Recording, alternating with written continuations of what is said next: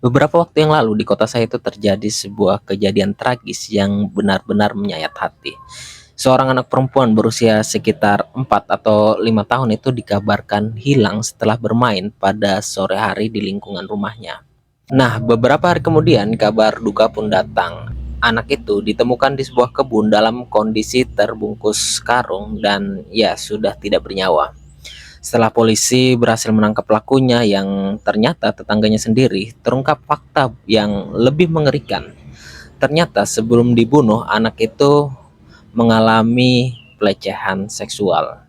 Motif pelaku untuk membunuh anak tersebut adalah karena panik ketika korban berteriak saat dilecehkan. Kemudian pelaku itu membekap korban hingga kehabisan napas. Betapa sedihnya dan marahnya kita mendengar kisah-kisah seperti ini.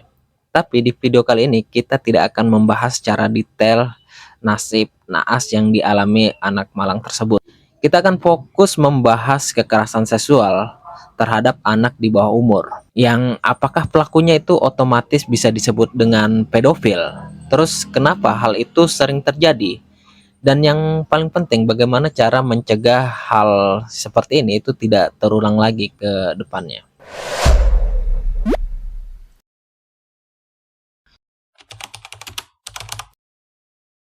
Banyak yang mengira siapapun yang melakukan pelecehan seksual terhadap anak kecil itu otomatis disebut pedofil, padahal tidak selalu begitu.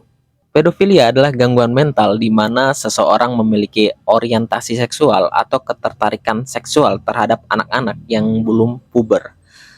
Tapi tidak semua pelaku kekerasan seksual terhadap anak itu adalah seorang pedofil. Ada juga pelaku yang sebenarnya memiliki orientasi normal terhadap orang dewasa. Namun karena adanya kesempatan terus memang moralnya yang sengklek saja atau dorongan tertentu, mereka itu melakukan kejahatan pada anak-anak malang tersebut. Jadi pedofilia adalah kondisi psikologis, sementara pelecehan seksual adalah tindakan kejahatan. Ya walaupun pedofilia ini masuknya kategori gangguan mental ya, orang yang mengidapnya itu sebenarnya masih bisa berpikir secara sadar. Itu artinya mereka tetap bisa memilih untuk menahan diri.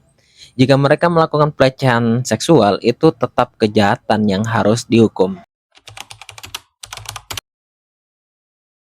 Ada beberapa faktor utama ya. Yang pertama itu kurangnya pengawasan orang tua. Anak kecil itu sering dibiarkan bermain sendiri tanpa pengawasan. Ada juga orang-orang tua yang terlalu percaya dengan lingkungan sekitarnya. Padahal ancaman itu bisa datang justru dari orang-orang terdekat. Terus yang kedua adalah lingkungan yang tidak aman. Ya tentu saja daerah dengan tingkat kriminalitas tinggi itu tentu saja lebih rawan terjadi kekerasan seksual pada anak. Terus pergaulan yang tanpa aturan yang jelas juga, akses internet bebas tanpa kontrol orang tua, anak-anak yang dibiarkan mengakses gadget, terus game online atau media sosial tanpa pendampingan itu lebih rawan terkena predator online. Itu juga sudah jelas menjadi salah satu faktor. UNICEF itu di tahun 2017 melaporkan bahwa anak yang mengakses internet tanpa kontrol itu lebih rentan menjadi korban grooming online, yaitu modus pelaku yang mendekati anak lewat chat atau game lalu membujuk mereka untuk bertemu atau meminta mengirimkan foto dan video. Terus yang ketiga, kepercayaan yang disalahgunakan oleh orang terdekat. Penelitian tuh menunjukkan bahwa lebih dari 70% kasus pelecehan anak dilakukan oleh orang-orang yang dikenal korban. Bisa dari keluarga, guru, tetangga, atau teman dari orang tuanya. Nah, ini menurut laporan National Center for Missing and Exploited Children, hanya ada sekitar 10% kasus yang melibatkan orang asing.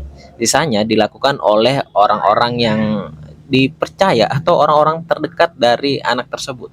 Yang keempat adalah kondisi sosial ekonomi.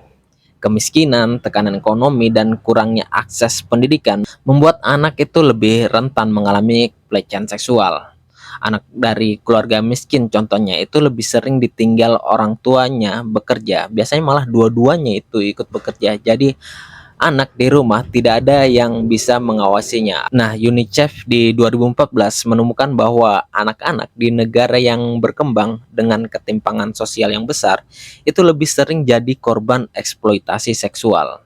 Terus yang kelima adalah perilaku orang tua yang tidak bijak dalam memakaikan pakaian anak-anak. Ini memang tidak ada dasar penelitiannya ya, tapi saya percaya ini pasti turut berperan. Kadang ya ada orang-orang tua yang suka memakaikan anak-anak mereka itu pakaian minim atau pakaian yang menyerupai orang dewasa.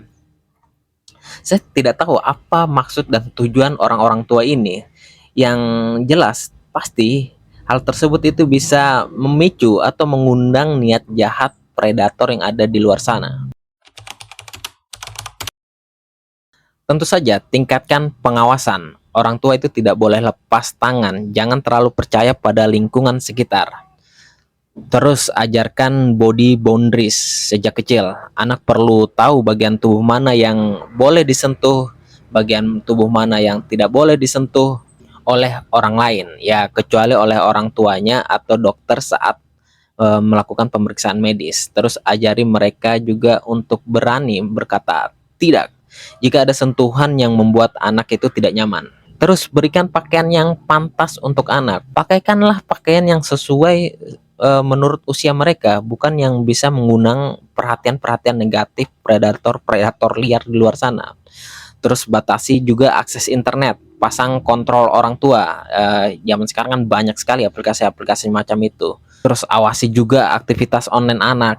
Kalau bisa jangan dulu dikasih main media sosial.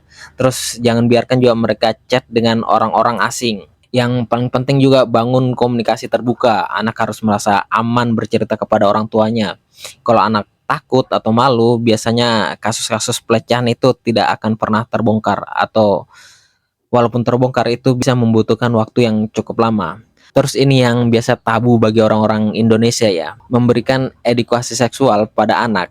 Edukasi ini tuh bukan mengajarkan hal yang tabu sebenarnya, tapi justru untuk melindungi anak-anak kita. Anak itu perlu tahu perbedaan sentuhan yang baik dan sentuhan yang buruk, apa yang tidak boleh disentuh, apa yang boleh disentuh oleh orang lain. Ya, kesimpulannya kejahatan seksual terhadap anak memang sulit dihapuskan 100%. Tapi kita bisa memperkecil risikonya dengan pengawasan, pendidikan, dan lingkungan yang aman. Itu adalah tanggung jawab kita sebagai orang tua ya. Menjadi orang tua memang tidak pernah mudah. Jadi untuk kamu yang belum punya anak, coba tanyakan pada dirimu sendiri. Sudah siapkah kamu menjadi orang tua yang benar-benar bertanggung jawab? Oke, terima kasih.